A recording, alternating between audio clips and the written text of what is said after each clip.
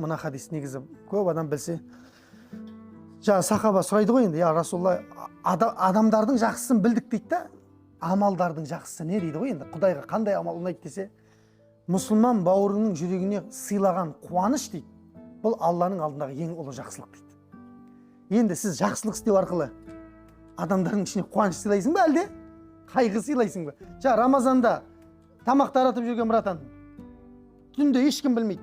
Азанда көрген кезде ананы қуана ма адам әлде қарғай ма? Оңбаған үйге рашки тастап кеткен деп айтпайды ғой. Алла разы болсын деп айтады. Ана қағазда жазылып тұр. Алла үшін сіздерге Рамазан айынан сыйлық деп жазылып тұр ішінде қағазда. Адамдардың ең жақсысы адамзатқа көп пайдасы тиетіні. Амалдардың ең жақсысы бауырыңның жүрегіне сыйлаған қуаныш дейді. Немесе оның бір қайғысын сейілту дейді. Екеуі бір-біріне келеді негізі. Анаң жақсылығы жасау арқылы көкірегіндегі қайғысын сейілтесің да. Көрдіңіздер ме? Қандай күшті нәрсені айтқан пайғамбарымыз саллаллаху алейхи вассалам. Иә. Қиналып жатқан адам шаруасы. Енді бұл қажекелер мынадай нәрсе ғой, біз ойлаймыз да. Біз жарықтық негізі есептесіп қалған халықпыз ғой. Так, мен бір жақсылық істесем, ол 700 десе болады, иә? Рамазанда ол андайға көбейтіледі. Сонда Рамазан болмаса жақсылық істеуге болмай ма не? Болады ғой әлбетте. Болады. Кімнің қай уақытта не нәрсеге мұқтаж болатынын білмейміз ғой біз. Дұрыс па? Сондықтан да жыл 12 ай істеу керек, бірақ Рамазанда қажекелер бұрынғыдан 2 есе істеу керек. Пайғамбарымыз да айтады, сахабалар айтады. Рамазанда сондай болатын еді дейді, біз пайғамбарды танымай қалатын едік дейді ғой. Жомарттықта жер бетінде пайғамбарға жететін адам болмай қалады. Рамазанда бар ғой, пайғамбар басқаша гүлденетін болған ғой, саллаллаху алейхи вассалам. Қандай, оны неге істеп жатыр? Өз үшін істеп жатыр ма оны? Бізге көрсету үшін істеп жатыр ғой. Рамазанда бұрынғыдан 2 есе жұмыс істе деп жатыр пайғамбар саллаллаху алейхи вассалам. Көрдіңіздер ме?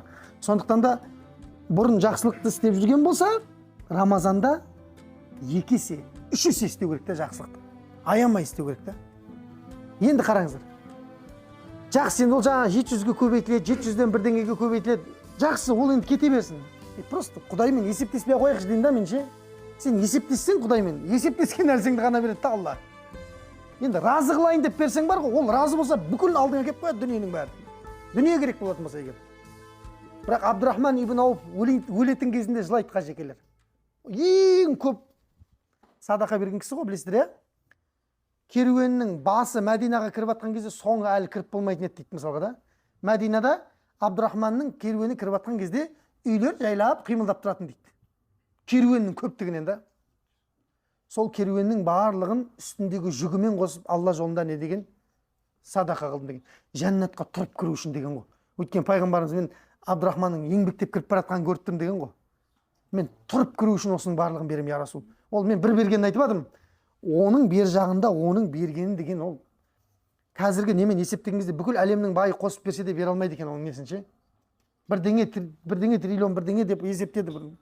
Не деген берген нәрсе де Алла жол. Сол кісі енді өлетін кезде жылап жатыр дейді қажекелер. Мен балдар келіп айтпаймын, әке, неге жылап жатсың сен? Сен деген Алла үшін бүкіл нәрсеңді берген адамсың ғой дейді да.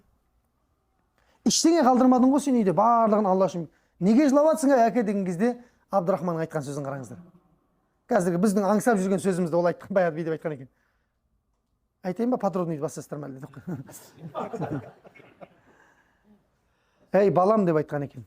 Беруін бердім ғой деп айтқан екен да, бірақ маған қарымтасын Алла тағала осы дүниеде беріп қойды ма деп қорқып жатырмын дейді.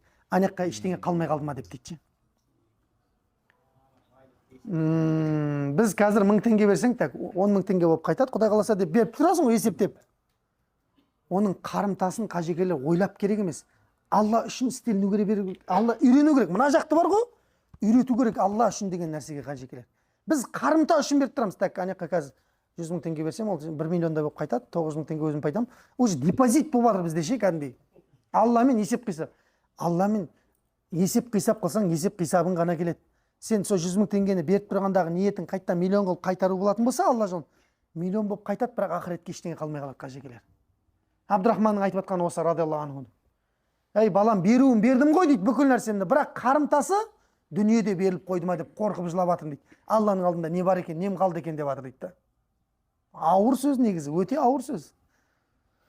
Сондықтан да, жақсылықты істеп жатқан кезде қажекелер оның қарымтасы қайтады деп емес, Алланың алдында тұра берсін деп істеу. Алла тағала көркем түрде маған қарыз беріп тастаңдар деп жатыр да, ертең қарыздарымды өзім қайтарамын деп жатыр. Сен разы болғанша қылып беремін деп жатыр Алла тағала. Мені қарызға батырып тастаңдар дейді Алла тағала айтады. Алланы қарызға батыру, оған Алла үшін беру да.